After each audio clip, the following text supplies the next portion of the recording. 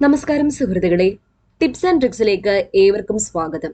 അപ്പോൾ PSC degree level prelims, LDC mains എന്നീ എക്സാമുകൾക്ക് വേണ്ടി ഇംഗ്ലീഷിന്റെ previous questions with explanations discuss ചെയ്യുന്ന ഒരു സെഷനാണ്. അപ്പോൾ ഈ സെഷൻ നിങ്ങൾക്ക് തീർച്ചയായിട്ടും ഉപകാരപ്പെടും. അപ്പോൾ ഒരു ക്വസ്റ്റ്യൻ കണ്ടു കഴിഞ്ഞാൽ നമുക്ക് എന്തായാലും ഇംഗ്ലീഷ് കാണാപ്പാഠം പഠിച്ചു വെക്കാൻ പറ്റത്തില്ല. ഒരു ക്വസ്റ്റ്യൻ കണ്ടു കഴിഞ്ഞാൽ അത് എന്തുകൊണ്ട് ഇങ്ങനെ വന്നു എന്ന് മനസ്സിലാക്കി പഠിച്ചാൽ ആ ഒരു പാറ്റേൺ തന്നെയാണ് PSC എപ്പോഴും ഫോളോ ചെയ്യുന്നത്. ഇപ്പൊ ഒരു ക്വസ്റ്റ്യൻ ടാഗ് ആകട്ടെ, പ്രിപ്പോസിഷൻ ആകട്ടെ, പാസീവ് വോയിസ് ആകട്ടെ, ഇൻഡയറക്റ്റ് ആകട്ടെ, അപ്പം ഇതൊക്കെ എല്ലാ ക്വസ്റ്റ്യൻ പേപ്പറിലും വരുന്നതാണ്. അപ്പം ഇതൊക്കെ എങ്ങനെയാണെന്നുള്ള റൂൾ അല്ലെങ്കിൽ കൺസെപ്റ്റ് നിങ്ങൾ മനസ്സിലാക്കി വെച്ച് കഴിഞ്ഞാൽ നിങ്ങൾക്ക് ഈസി ആയിട്ട് എല്ലാ ചോദ്യങ്ങൾക്കും ഉത്തരം എഴുതാൻ പറ്റും. അപ്പോൾ കൺസെപ്റ്റ് മനസ്സിലാക്കി നിങ്ങൾ പഠിക്കണം. അപ്പോൾ ഇംഗ്ലീഷിന്റെ പ്രീവിയസ് ക്വസ്റ്റ്യൻസ് ഡിസ്കഷൻ ആണ്, എക്സ്പ്ലനേഷനോട് കൂടിയാണ് ഡിസ്കസ് ചെയ്യുന്നത്. അപ്പോൾ നമുക്ക് സ്റ്റാർട്ട് ചെയ്യാം. അപ്പോൾ എല്ലാവർക്കും വീഡിയോയിലേക്ക് സ്വാഗതം. ആദ്യത്തെ ചോദ്യം, I am familiar dash this locality. I am familiar dash this locality. ഇതിന്റെ ആൻസർ നിങ്ങളൊന്ന് മനസ്സിലൊന്ന് പറഞ്ഞു നോക്കുക. I am familiar dash this locality. ഉത്തരം വിത്ത്. വിത്ത് എന്തുകൊണ്ട് വന്നു? ഇത് ഇവിടെ പ്രിപ്പോസിഷന്റെ റൂൾസ് ആണ് വരുന്നത്. അപ്പോ ഫെമിലിയറിന്റെ കൂടെ വിത്ത് വരുന്നത് എപ്പോഴാണ്? Familiar with something. ഇപ്പോൾ ഫെമിലിയർ വിത്ത് സംതിങ്, ഏതെങ്കിലും ഒരു വസ്തു അല്ലെങ്കിൽ സ്ഥലം, അതൊക്കെ പറയുമ്പോഴാണ് ഫെമിലിയറിന്റെ കൂടെ വിത്ത് വരുന്നത്. ഇനി ഫെമിലിയറിന്റെ കൂടെ ടു വരുന്നത് എപ്പോഴാണ്? ഫെമിലിയർ ടു സംവൺ, അതായത് എ പേഴ്സൺ, ഒരാളെ അറിയാം. Familiar to him, familiar to her എന്നൊക്കെ വരുമ്പോഴത്തേക്കും സംവൺ വരുമ്പോൾ ഫെമിലിയറിന്റെ കൂടെ ടു ആണ് വരുന്നത്. ഇനി ആംഗ്രി ആണെങ്കിലോ? ആംഗ്രി ആണെങ്കിൽ അറ്റ്, ആംഗ്രി അറ്റ് സംതിങ്. അപ്പോ ആംഗ്രി അറ്റ് സംതിങ്, ഏതെങ്കിലും വസ്തുവിനോടോ അല്ലെങ്കിൽ ഒരാളുടെ സ്വഭാവം ഒക്കെ ആണെങ്കിൽ അറ്റാണ് വരുന്നത്. ഇനി ഒരാളുടെ കൂടെ ആണെങ്കിലോ ആംഗ്രി വിത്ത് ആണ്.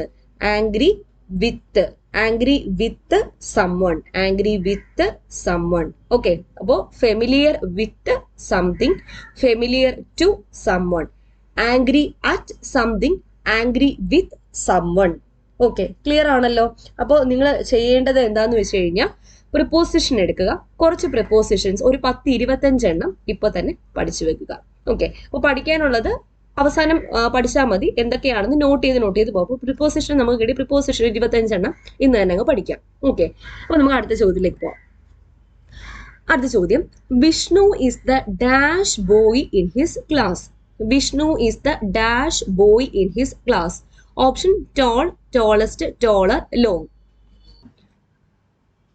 അപ്പോ ഉത്തരം കണ്ടുപിടിച്ചല്ലോ. ഏതാ ഉത്തരം? ടോളസ്റ്റ് ആണ് ഉത്തരം. അത് എന്തുകൊണ്ടാണ് ടോളസ്റ്റ് വന്നത്?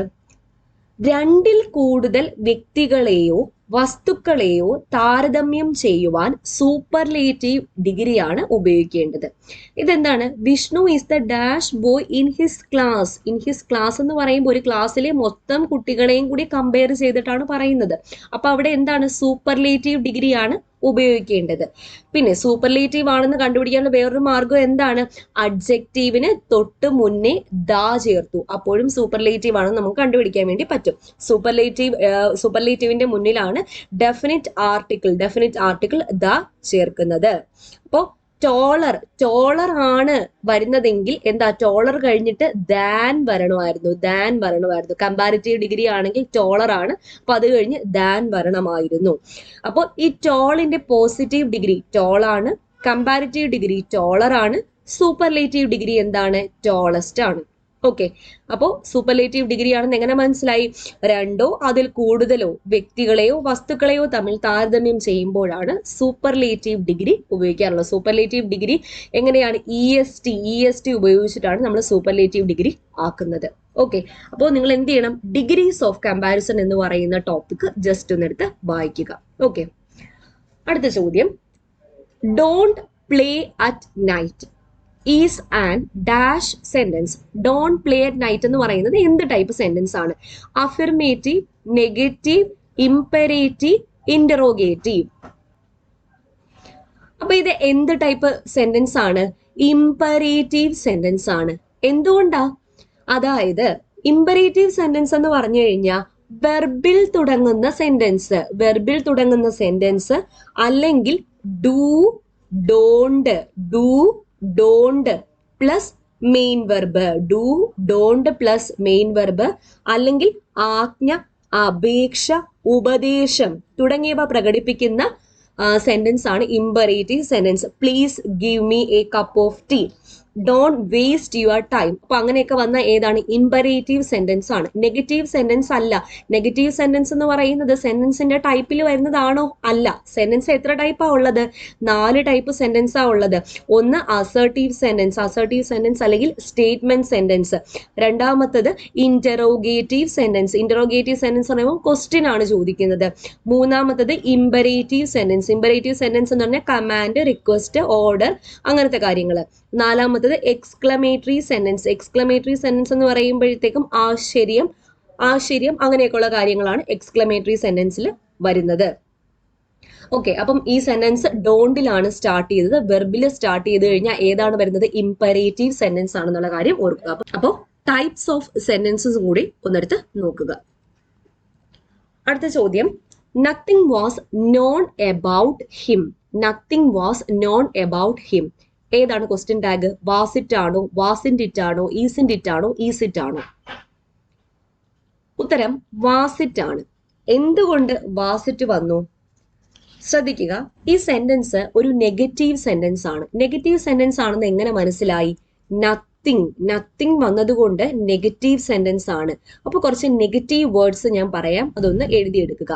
Negative words: few, little, hardly, scarcely, rarely, barely, seldom, no one, nothing,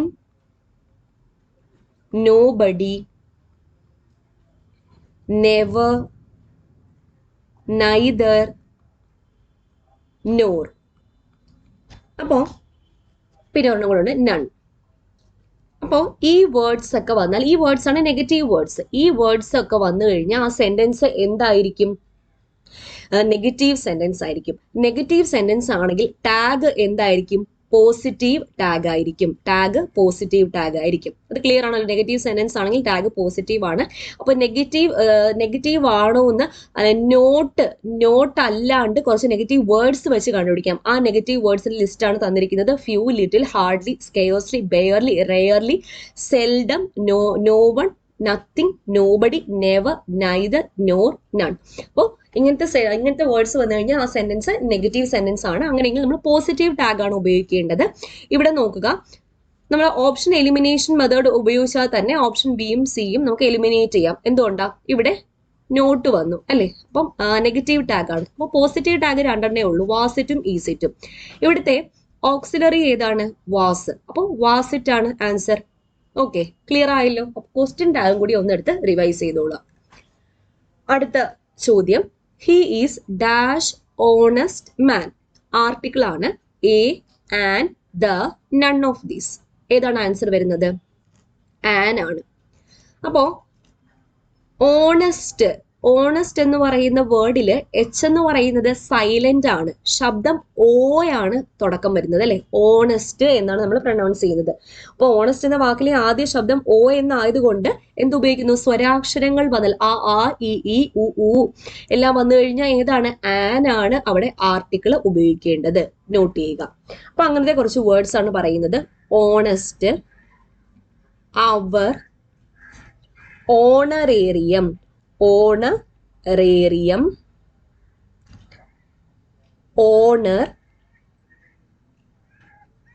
higher, Aires. ഈ വേർഡ്സിലൊക്കെ എച്ച് സൈലന്റ് ആണ്. അതുകൊണ്ട് ആർട്ടിക്കിൾ എന്താണ്? ആൻ ആണ് ആർട്ടിക്കിൾ. ഓക്കെ ആണല്ലോ. അടുത്ത ചോദ്യം, you can trust her, she dash not cheat you. You can trust her, she dash not cheat you. ഏതാ വരുന്നത്? വില്ലാണ് വരുന്നത്. എന്തുകൊണ്ടാണ് വില്ല് വരുന്നത്? Can trust. ക്യാൻ എന്ന് പറയുന്നത് പ്രസന്റ് ആണ്, പ്രസന്റ് ടെൻസ് ആണ് അല്ലേ? അപ്പൊ രണ്ടാമത്തെ ഭാഗവും എന്ത് തന്നെ വേണം? പ്രസന്റ് വേണം. ഇവിടെ ഓപ്ഷൻ ബി വുഡ് പാസ്റ്റ് ആണ്, കുഡ് പാസ്റ്റ് ആണ്. ഓട്ട് വരത്തില്ല, ഓട്ട് നോട്ട് എന്ന് പറയത്തില്ല. അപ്പൊ ഇവിടെ ഏതാണ്? വില്ലാണ് വരേണ്ടത്. പ്രസന്റ് ടെൻസ് വില്ലാണ് വരേണ്ടത്. അപ്പോൾ സെന്റൻസ് പ്രസന്റ് ടെൻസ്, തുടക്കം പ്രസന്റ് ടെൻസിലാണെങ്കിൽ രണ്ടാമത്തെ ഭാഗവും പ്രസന്റ് ടെൻസിലായിരിക്കണം. പാസ്റ്റ് ആണെങ്കിൽ പാസ്റ്റ് ടെൻസ്, അങ്ങനെ നോക്കാം. ഓക്കെ, അടുത്ത ചോദ്യം. We dash each other for 5 years. We dash each other for 5 years. Option a knew, option b known, option c knows, option d have known. അപ്പോൾ we dash each other for 5 years. ഉത്തരം have known ആണ്. Have known. അപ്പോ have, has അല്ലെങ്കിൽ have, has അല്ലെങ്കിൽ have plus V3 എന്ന് പറയുന്നത് present perfect ആണ്. എന്താണ്? പ്രസന്റ് പെർഫെക്റ്റ് ആണ്. ഹാസ് അല്ലെങ്കിൽ ഹാവ് പ്ലസ് V3. അപ്പൊ എപ്പോഴൊക്കെയാണ് ഈ പ്രസന്റ് പെർഫെക്റ്റ് ടെൻസ് ഉപയോഗിക്കുന്നത്? പ്രസന്റ് പെർഫെക്റ്റ് ടെൻസിന്റെ കുറച്ച് ടൈമിംഗ് വേർഡ്സ് ഉണ്ട്. ഏതൊക്കെയാ? എഴുതിയെടുത്തോണം. ജസ്റ്റ്, സെന്റൻസിൽ just, already, recently, so far, lately, since, for, yet, ever. ഇതൊക്കെ വന്നു കഴിഞ്ഞു കഴിഞ്ഞാൽ പ്രസന്റ് പെർഫെക്റ്റ് ടെൻസ് ആണ് ഉപയോഗിക്കേണ്ടത്. ഒരു സെന്റൻസിൽ ജസ്റ്റ് അല്ലെങ്കിൽ ഓൾറെഡി അല്ലെങ്കിൽ recent, so far, lately, since, for, yet, ever ഇവയൊക്കെ വന്നു കഴിഞ്ഞാൽ എന്താണ്? പ്രസന്റ് പെർഫെക്റ്റ് ടെൻസ് ആണ് ഉപയോഗിക്കേണ്ടത്. പ്രസന്റ് പെർഫെക്റ്റ് ടെൻസിന്റെ ഫോർമാറ്റ് എന്താ? Has or have plus V3 ആണ്. പക്ഷേ സാധാരണഗതിയിൽ സിൻസ് അല്ലെങ്കിൽ ഫോർ ഉണ്ടെങ്കിൽ സാധാരണഗതിയിൽ പ്രസന്റ് പെർഫെക്റ്റ് കണ്ടിന്യൂസ് ആണ് ഉപയോഗിക്കേണ്ടത്. പ്രസന്റ് പെർഫെക്റ്റ് കണ്ടിന്യൂസ് ആണ് ഉപയോഗിക്കേണ്ടത്. നമ്മൾ സ്കൂൾ തലത്തിലേ പഠിച്ചിട്ടുണ്ട് അല്ലേ? അപ്പോൾ സിൻസ് അല്ലെങ്കിൽ ഫോർ ഉണ്ടെങ്കിൽ പ്രസന്റ് പെർഫെക്റ്റ് കണ്ടിന്യൂസ് ആണ് യൂസ് ചെയ്യേണ്ടത്. പക്ഷേ ഇവിടെ നോ അല്ലേ ഇവിടുത്തെ വെർബ്? ഏതാണ്? നോയാണ് ഇവിടെ തന്നിരിക്കുന്ന വെർബ്. പ്രസന്റ് പെർഫെക്റ്റ് കണ്ടിന്യൂസിന്റെ ഫോം എന്താണ്? ഹാസ് അല്ലെങ്കിൽ have plus been plus verb plus ING ആണ്. അപ്പോൾ ഇവിടെ നമ്മൾ കറക്റ്റായിട്ട് എഴുതുവാണെങ്കിൽ we have been knowing each other for 5 years എന്നാണ് വരേണ്ടത് കറക്റ്റ്ലി. കാരണം ഫോർ അല്ലെങ്കിൽ സിൻസ് എപ്പോഴും ഉപയോഗിക്കുന്നത് പ്രസന്റ് പെർഫെക്റ്റ് കണ്ടിന്യൂസിന്റെ കൂടെയാണ്. പക്ഷേ ഈ നോ എന്ന് പറയുന്ന വെർബിന്റെ കൂടെ ING ഫോം ചേരത്തില്ല. ചില വേർഡ്സിന്റെ കൂടെ ING ഫോം ചേരത്തില്ല എന്ന് നമ്മൾ പഠിച്ചു വെച്ചിട്ടുണ്ട്. അതിലൊരു വേർഡാണ് നോ. അതുകൊണ്ട് തന്നെ നമുക്ക് ഇത് യൂസ് ചെയ്യാൻ പറ്റത്തില്ല. അപ്പൊ എങ്ങോട്ട് പോവുക? പ്രസന്റ് പെർഫെക്റ്റ് ടെൻസിലേക്ക് പോവുക. അതുകൊണ്ടാണ് has or have plus V3 ഉപയോഗിച്ചത്. അതുകൊണ്ടാണ് ഹാവ് നോൺ വന്നത്. ഓക്കെ, അപ്പോൾ we have known each other for 5 years എന്നുള്ളതാണ് കറക്റ്റ്. റീസൺ മനസ്സിലായല്ലോ? അടുത്ത ചോദ്യം. She dash succeeded if she had worked hard. അപ്പോൾ she dash succeeded if she had worked hard. Option a will have, option b will be, option c would have, option d would. ഏതാ ഉത്തരം വരുന്നത്? Option c would have ആണ് വരുന്നത്. If close ആണ്. ഇവിടെ if ക്ലോസിൽ had plus V3 ആണ് വരുന്നത്. Had plus V3 എന്ന് പറയുമ്പോൾ നമ്മുടെ തേർഡ് ടൈപ്പ് അല്ലെ? തേർഡ് ടൈപ്പ് ആണ് വരുന്നത്. ഹാഡ് പ്ലസ് V3 ഇഫ് ക്ലോസിൽ വന്നാൽ മെയിൻ ക്ലോസിൽ എന്ത് വരണം? Would have, should have, could have അല്ലെങ്കിൽ മൈറ്റ് ഹാവ് പ്ലസ് V3 വേണം വരാൻ. അപ്പോൾ would have plus V3 succeeded. Would have succeeded. She would have succeeded if she had worked hard. ഇത് മൂന്നാമത്തെ ടൈപ്പാണ്. ഇഫ് ക്ലോസിന്റെ മൂന്നാമത്തെ ടൈപ്പാണെന്നുള്ള കാര്യം ഓർക്കുക. അപ്പൊ ഇഫ് ക്ലോസിന്റെ മറ്റു രണ്ട് റൂൾസ് ഒന്ന് നോക്കിക്കോളാം. മറ്റു രണ്ട് റൂൾസ് ഏതൊക്കെയാണ്? ഇഫ് ക്ലോസിൽ പ്രസന്റ് ടെൻസ് ആണ് വരുന്നതെങ്കിൽ, പ്രസന്റ് ടെൻസ് എന്ന് പറയുമ്പോൾ വെർബിന്റെ ഫസ്റ്റ് ഫോം അല്ലെങ്കിൽ വെർബിന്റെ കൂടെ എസ് അല്ലെങ്കിൽ ES അല്ലെങ്കിൽ വെർബിന്റെ കൂടെ is, am, are, has, have, do, does ഒക്കെ വരുമ്പോഴത്തേക്കുമാണ് പ്രസന്റ് ടെൻസ് എന്ന് പറയുന്നത്. അങ്ങനെയാണെങ്കിൽ മെയിൻ ക്ലോസിൽ വില്ല്, shall, can, may plus V1 ആണ് ചേർക്കേണ്ടത്. ഇനി ഇഫ് ക്ലോസിൽ V2 അല്ലെങ്കിൽ was, were, was or were, did, had ഒക്കെ വരുവാണെങ്കിൽ വുഡ് അല്ലെങ്കിൽ ഷുഡ് അല്ലെങ്കിൽ കുഡ് അല്ലെങ്കിൽ മൈറ്റ് പ്ലസ് V1 ആണ് ചേർക്കേണ്ടത്. അതാണ് രണ്ടാമത്തെ റൂള്. മൂന്നാമത്തെ റൂളാണ് ഇത്. ഹാഡ് പ്ലസ് V3 വന്നു കഴിഞ്ഞാൽ മെയിൻ ക്ലോസിൽ would have, should have, could have, might have plus V3 ആണ് ചേർക്കേണ്ടത്. ഓക്കെ, ക്ലിയർ ആയെന്ന് വിശ്വസിക്കുന്നു. അടുത്ത ചോദ്യം, the match dash by their team. The match dash by their team. Option win, has been won, has won, won. The match has been won by their team എന്നാണ് വരേണ്ടത്. ഇവിടെ നമ്മൾ സെന്റൻസ് നോക്കിക്കഴിഞ്ഞു കഴിഞ്ഞാൽ by എന്ന് പറയുന്ന ഒരു വേർഡ് ഉണ്ട്. അപ്പോ ബൈ ദെയർ ടീം എന്ന് വന്നു കഴിഞ്ഞാൽ നമുക്ക് എന്താന്ന് മനസ്സിലായി? പാസീവ് വോയിസ് ആണെന്ന് മനസ്സിലായി. പാസീവ് വോയിസ് അല്ലെ? അപ്പൊ തന്നിരിക്കുന്ന ഓപ്ഷനില് പാസീവ് വോയിസ് ഏത് മാത്രമേ ഉള്ളൂ? വിൻ പാസീവ് അല്ല, ഹാസ് വൺ അല്ല, വൺ അല്ല. Has been won. Has been won ഏതിന്റെയാ? പ്രസന്റ് പെർഫെക്റ്റിൻ്റെതാണ്. പ്രസന്റ് പെർഫെക്റ്റിന്റെ പാസീവ് ഫോം ആണ് എന്ത്? ഹാസ് അല്ലെങ്കിൽ have plus been plus V3 എന്നത്. ഓക്കെ, ഹാസ് അല്ലെങ്കിൽ have plus been plus V3. അപ്പൊ the match has been won by their team. ഇതിൽ പാസീവ് വോയിസ് അത് മാത്രമേ ഉള്ളൂ ഓപ്ഷൻ, അതുകൊണ്ട് അതായി. ഓക്കെ, അടുത്ത ചോദ്യം, of the two sisters Gayathri and Theertha, Gayathri is dash attractive. Option more, most, much, very. ഏതാ ഉത്തരം വരുന്നത്? ഓഫ് ദ ടു സിസ്റ്റേഴ്സ്, രണ്ടുപേരുടെ കാര്യമാണ് പറയുന്നത്. അപ്പൊ രണ്ടുപേരുടെ കാര്യം പറഞ്ഞു കഴിഞ്ഞാൽ കമ്പാരിറ്റീവ് ഡിഗ്രിയുടെ ആവശ്യമുള്ളൂ. അപ്പൊ ഓപ്ഷൻ എ മോർ ആണ് ഉത്തരം. അപ്പൊ രണ്ട് വ്യക്തികളെയോ വസ്തുക്കളെയോ തമ്മിൽ താരതമ്യം ചെയ്യുവാൻ കമ്പാരിറ്റീവ് ഡിഗ്രിയാണ് ഉപയോഗിക്കേണ്ടത്. കമ്പാരിറ്റീവ് ഡിഗ്രി ആക്കാൻ വേണ്ടിയിട്ട് ഒന്നെങ്കിൽ അഡ്ജക്റ്റീവിന് ശേഷം ER ചേർത്താൽ മതി, അല്ലെങ്കിൽ ചില വേർഡ്സിൽ മോർ ചേർത്ത് കഴിഞ്ഞാലാണ് കമ്പാരിറ്റീവ് ഡിഗ്രി കിട്ടുന്നത്. ഓക്കെ, ഇവിടെ അട്രാക്റ്റീവ് എന്ന് പറയുന്നത് പോസിറ്റീവ് ഡിഗ്രിയാണ്. അട്രാക്റ്റീവ് പോസിറ്റീവ് ഡിഗ്രി, അതിന്റെ കമ്പാരിറ്റീവ് ഡിഗ്രി എന്ന് പറയുന്നത് മോർ അട്രാക്റ്റീവ് എന്നാണ്. More attractive. സൂപ്പർലേറ്റീവ് ഡിഗ്രി എന്താണ്? Most attractive. Most attractive. അപ്പൊ ഡിഗ്രീസ് ഓഫ് കമ്പാരിസൺ ഇവിടെ രണ്ടെണ്ണം വന്നു. Vishnu is the tallest boy in his class വന്നു.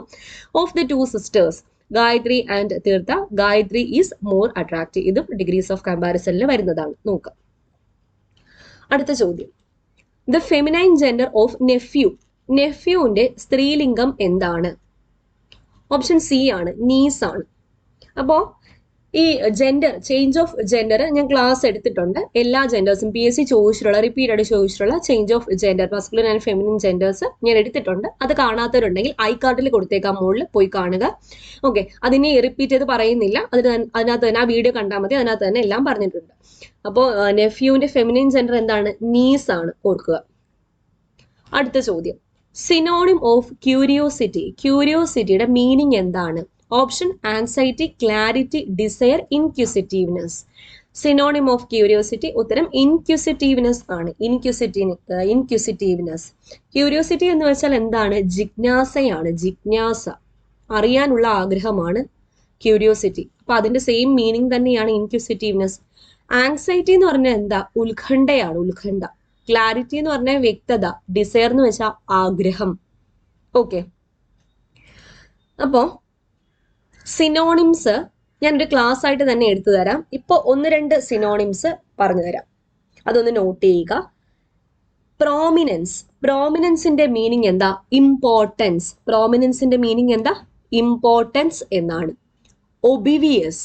ഒബിവിയസിന്റെ മീനിങ് ഒബ്വിയസ്. ഒബ്വിയസിന്റെ മീനിങ് എന്താ? Clear. Clear, clear. Prominence, importance, obvious, clear.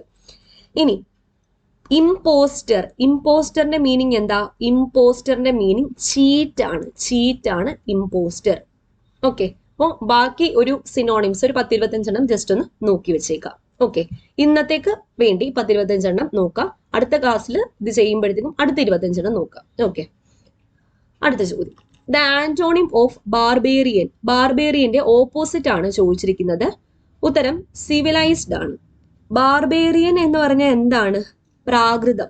പ്രാകൃതം എന്നാണ് ബാർബേറിയൻ. പ്രാകൃതം, പ്രാകൃതം എന്നാണ് മീനിങ്. ഇപ്പൊ സിവിലൈസ്ഡ് എന്ന് പറയുമ്പോൾ പരിഷ്കൃതം. എന്താണ്? പരിഷ്കൃതം. പരിഷ്കൃതമാണ് സിവിലൈസ്ഡിന്റെ അർത്ഥം. ഓക്കെ, അപ്പോൾ 1-2 ആന്റോണിം പറയാം. എക്സ്ട്രോവേർട്ട്. എക്സ്ട്രോവേർട്ടിന്റെ ഓപ്പോസിറ്റ് എന്താണ്? ഇൻട്രോവേർട്ട്. ഇൻട്രോവേർട്ട്. ടിമിഡ്. ടിമിഡിന്റെ ഓപ്പോസിറ്റ് എന്താ? ബോൾഡ്. ബോൾഡ് എന്നാണ് ടിമിഡിന്റെ ഓപ്പോസിറ്റ്. അബ്സ്റ്റെയിൻ. അബ്സ്റ്റെയിന്റെ ഓപ്പോസിറ്റ് പെർസിസ്റ്റ് അല്ലെങ്കിൽ റീറ്റെയിൻ. അബ്സ്റ്റെയിൻ, റീറ്റെയിൻ അല്ലെങ്കിൽ പെർസിസ്റ്റ്. ഈ 3 ഓർക്കുക. നിങ്ങളൊരു 10-25 ആന്റോണിം ഇതുപോലെ നോക്കുക എക്സ്ട്രാ ആയിട്ട്.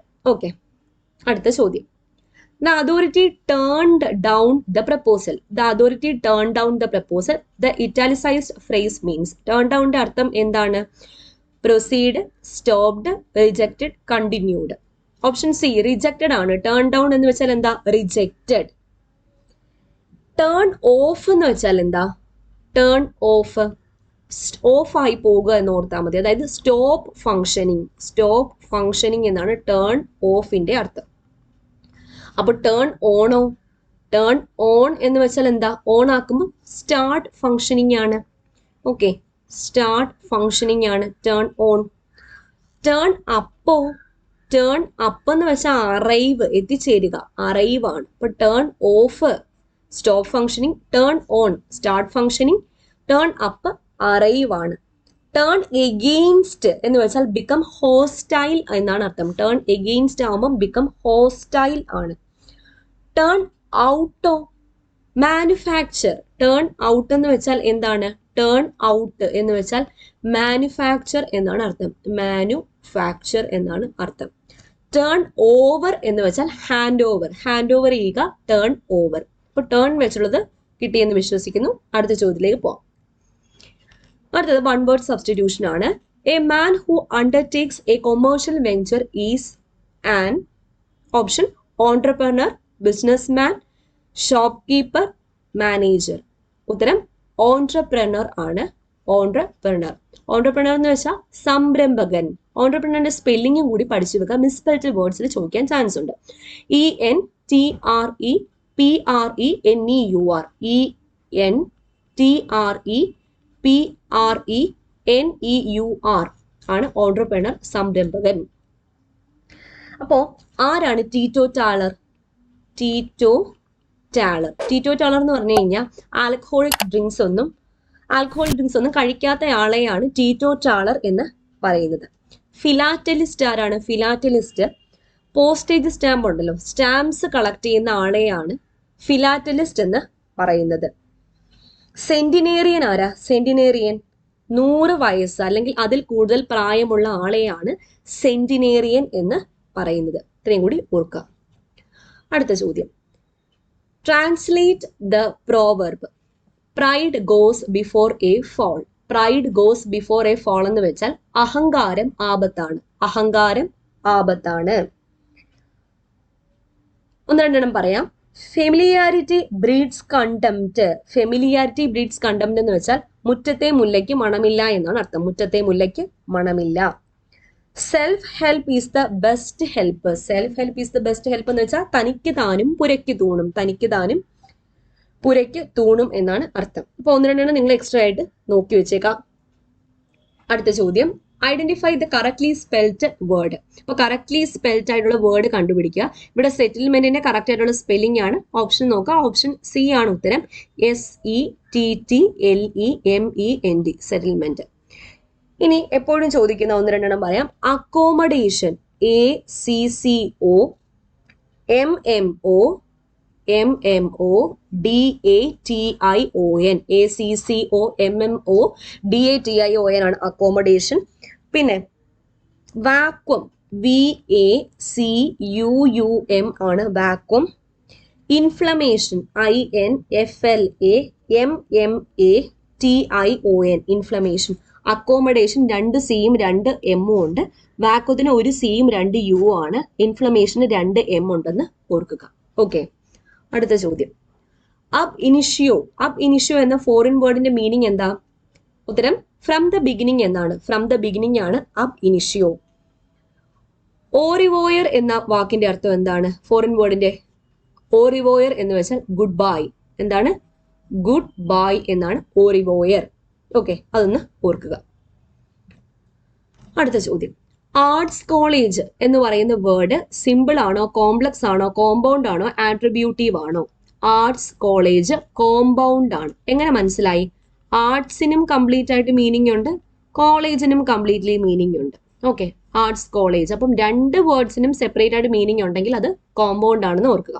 2 പൂർണ്ണ അർത്ഥമുള്ള വാക്കുകൾ ചേർന്ന് നിർമ്മിക്കുന്ന ഒരു പുതിയ വാക്കിനെയാണ് കോമ്പൗണ്ട് വേർഡ് എന്ന് പറയുന്നത്. For example bedroom. ബെഡ്റൂം ഒരു കോമ്പൗണ്ട് വേർഡ് ആണ്. ടൂത്ത് പേസ്റ്റ് ഒരു കോമ്പൗണ്ട് ആണ്.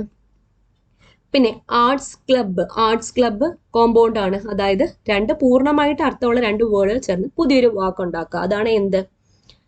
കോമ്പൗണ്ട് എന്ന് പറയുന്നത്. അപ്പോൾ ഇത്രയും ചോദ്യങ്ങളും അതിന്റെ എക്സ്പ്ലനേഷൻസും എല്ലാവർക്കും മനസ്സിലായി എന്ന് വിശ്വസിക്കുന്നു. ഈ സെഷനെ പറ്റിയുള്ള കമന്റ്സ് താഴെ രേഖപ്പെടുത്തുക. അപ്പോൾ ഇന്ന് രാത്രി മോക്ക് ടെസ്റ്റ് ഉണ്ട്. എല്ലാവരും നന്നായിട്ട് തന്നെ പഠിക്കുക. വീണ്ടും കാണാം. താങ്ക്